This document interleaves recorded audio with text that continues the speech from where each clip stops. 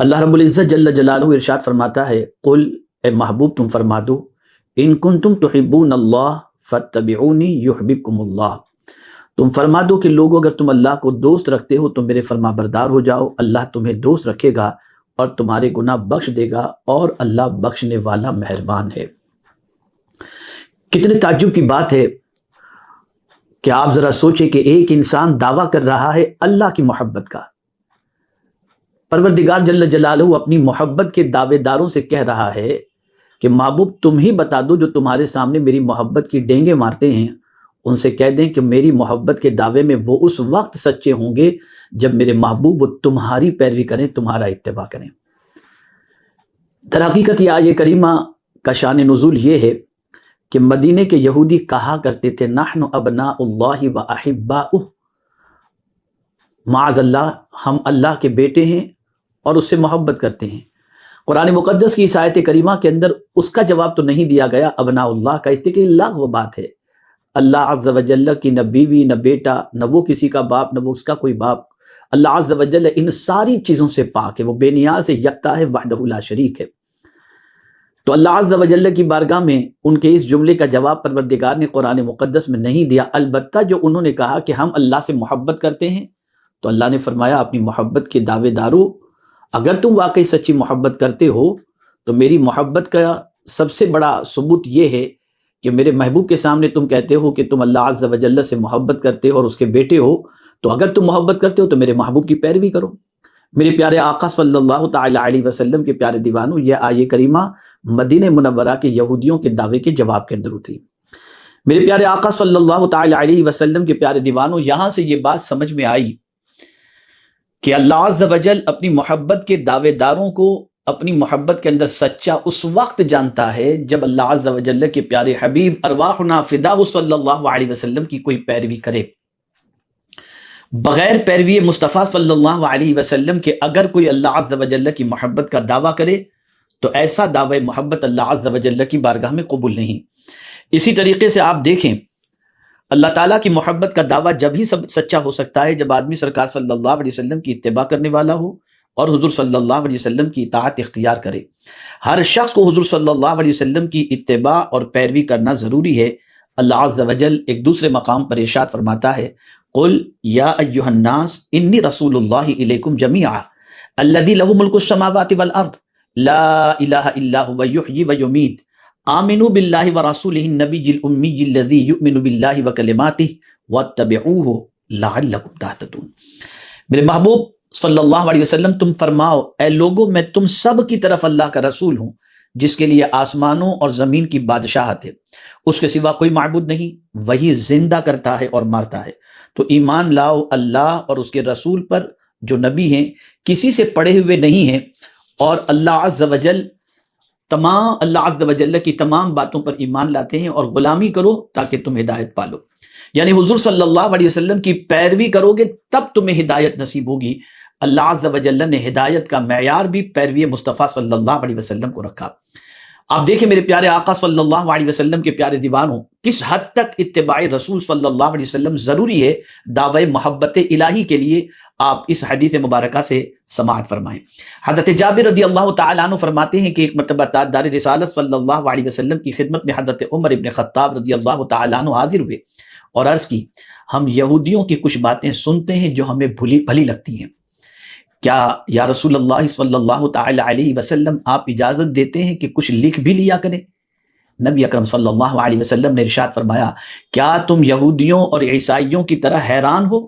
میں تمہارے پاس روشن اور صاف شریعت لایا، اور اگر آج حضرت موسیٰ علیہ السلام بھی زندہ ہوتے تو انہیں میری اتباع کیے بغیر چارہ نہ ہوتا۔ یہ کون کہہ رہا ہے؟ رحمت عالم صلی اللہ علیہ وسلم کس کے بارے میں فرما رہے ہیں؟ حضرت موسیٰ کلیم اللہ علیہ السلام کے بارے میں، کہ اگر موسیٰ علیہ السلام بھی حضور صلی اللہ علیہ وسلم کے دور پاک میں ہوتے تو حضرت موسیٰ علیہ السلام کے لیے بھی ضروری ہوتا کہ وہ پیغمبر رحمت صلی اللہ علیہ وسلم کا اتباع کریں۔ یہاں سے یہ بات سمجھ میں آئی کہ عظمت رسالت مآب صلی اللہ علیہ وسلم بارگاہ الوہیت میں اتنی ہے کہ رب قدیر جل جلالہ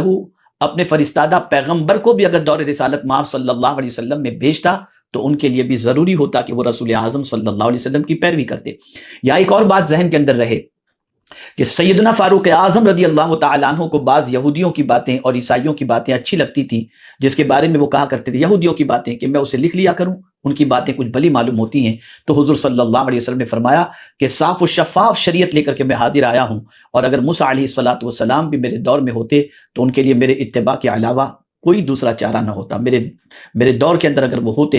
اور زندہ ہوتے تو ان کے لیے بھی ضروری ہوتا کہ میرا اتباع کریں۔ یہاں سے یہ بات سمجھ میں آئی کہ اب غلامان رسول کے لیے ضروری ہے،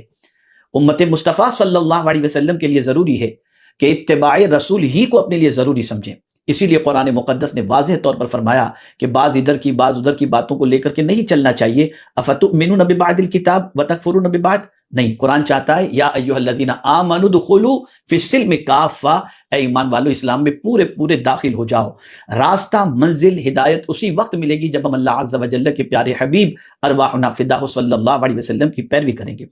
میرے پیارے آقا صلی اللہ تعالی علیہ وسلم کے پیارے دیوانوں، امام بخاری نے ایک روایت جو بیان کی اسے بھی آپ سماعت فرمائیں اور اتباع رسول صلی اللہ علیہ وسلم کی عظمت اپنے دل و دماغ کے اندر محفوظ کریں۔ حضرت ابو ہریرہ رضی اللہ تعالیٰ عنہ بیان کرتے ہیں کہ رسول اللہ صلی اللہ علیہ وسلم نے فرمایا اس وقت تمہارا کیا مرتبہ ہوگا، دیکھیے کیا فرما رہے ہیں، کیا مرتبہ ہوگا جب تم میں ابن مریم کا نزول ہوگا، یعنی حضرت عیسیٰ علیہ السلام کا، اور امام تم میں سے ہوگا۔ اللہ اکبر، یعنی حضرت عیسیٰ علیہ السلام کا نزول جب فرش گیتی پر ہوگا آسمانی دنیا سے اور نماز کا وقت ہوگا، تو آپ جانتے ہیں کہ حضرت عیسیٰ علیہ السلام حضور صلی اللہ علیہ وسلم کی امت میں سے ایک امتی جو امام ہوں گے، ان کی اقتداء میں حضرت عیسیٰ علیہ السلام نماز ادا کریں گے۔ نسبت رسول صلی اللہ علیہ وسلم کی عظمت پر قربان جائیے اور امت مصطفیٰ صلی اللہ علیہ وسلم کی عظمت پر قربان جائیے۔ تو جب حضرت عیسیٰ علیہ السلام بھی ہمارے نبی سیدنا محمد رسول اللہ صلی اللہ علیہ وسلم کی اتباع کریں گے تو ان کی ملت کے پیروکاروں پر یہ طریق اولا واجب ہے کہ وہ ہمارے رسول سیدنا محمد صلی اللہ علیہ وسلم کی پیروی کریں۔ قربان جائیے، جب حضرت عیسیٰ علیہ السلام بھی قیامت سے پہلے جب نزول فرمائیں گے تو ان کے لیے جب ضروری ہے کہ پیغمبر رحمت صلی اللہ علیہ وسلم کا اتباع کریں، تو حضور کی امت کے لیے تو بدرجہ اولا ضروری ہے کہ اپنے آقا صلی اللہ علیہ وسلم کا اتباع کریں۔ میرے پیارے آقا صلی اللہ تعالی علیہ وسلم کے پیارے دیوانوں، اس چیز کو اچھی طریقے سے ذہن میں رکھیں، محبت خدا اتباع انبیاء کا سبب ہے۔ اتباع انبیاء ہی سے دل میں محبت الہی کا ہونا اور اتباع رسول نہ کرنے سے محبت کا نہ ہونا معلوم ہوتا ہے۔ سبحان اللہ، سبحان اللہ۔ اللہ کی محبت یہ حضور صلی اللہ علیہ وسلم کے اتباع ہی سے سمجھ میں آتا ہے، اور اگر کوئی اتباع نہ کرے تو محبت الہی کے دعوے دار ہزار ہو جائیں لیکن وہ اپنے دعوے محبت الہی میں سچے نہیں ہو سکتے۔ لہذا اگر کوئی محبت خدا کا مدعی اور طریق رسول اللہ صلی اللہ علیہ وسلم کے خلاف ہو تو وہ جھوٹا ہے، جس کو اللہ کی کتاب جھوٹا قرار دے رہی ہے۔ میرے پیارے آقا صلی اللہ تعالی علیہ وسلم کے پیارے دیوانوں، یہی وجہ ہے رسول رحمت صلی اللہ علیہ وسلم کی اتباع میں صحابہ کرام علیہم الرضوان نے اپنی زندگی گزار دی، اس لیے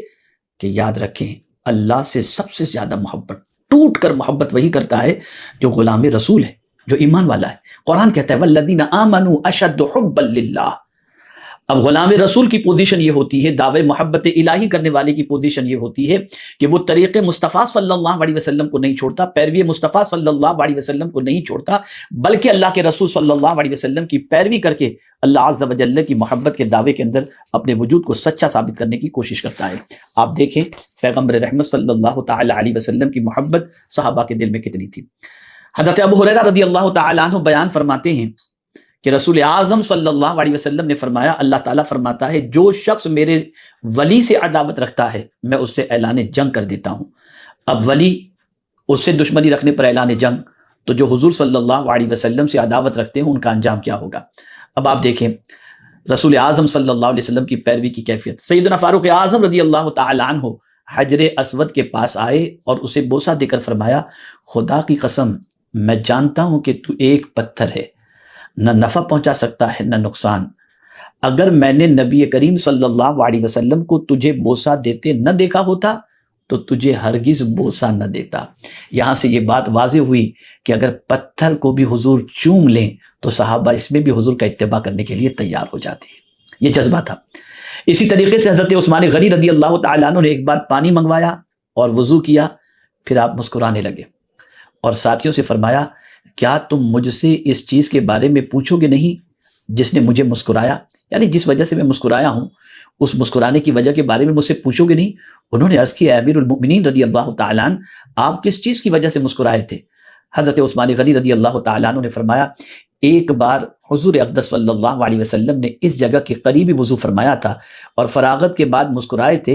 اور صحابہ کرام علیہم الرضوان سے فرمایا تھا کیا تم مجھ سے پوچھو گے نہیں کس چیز نے مجھے مسکرایا؟ صحابہ کرام علیہم الرضوان نے عرض کی یا رسول اللہ صلی اللہ علیہ وسلم کس چیز نے آپ کو مسکرایا؟ تو حضور صلی اللہ علیہ وسلم نے ارشاد فرمایا بندہ جب وضو کا پانی منگوائے پھر اپنا چہرہ دھوئے تو اللہ تعالیٰ اس کے چہرے کے گناہ مٹا دیتا ہے، پھر اپنی کوہنیاں دھوئے تو کوہنیوں کے، سر کا مسا کرے تو سر کے، اور اپنے قدموں کو دھوئے تو قدموں کے گناہ کو مٹا دیتا ہے۔ اللہ اکبر۔ پیغمبر رحمت صلی اللہ علیہ وسلم وضو کی وجہ سے گناہوں کے مٹنے کی وجہ سے، وضو کے ذریعے گناہوں کے مٹنے کی وجہ سے مسکرائے، اس لیے کہ امت کے گناہ مٹ جائیں تو حضور کے چہرے پر مسکراہٹ آ جاتی ہے۔ سبحان اللہ۔ اللہ تعالی ہم سب کو صحیح معنوں میں وضو کی توفیق عطا فرمائے اور ہمارے وضو کو گناہوں کے مٹنے کا ذریعہ بنائے۔ حضرت عبداللہ ابن عمر رضی اللہ تعالی عنہما ایک جگہ اپنی اونٹنی کو چکر لگوا رہے تھے، لوگوں نے ان سے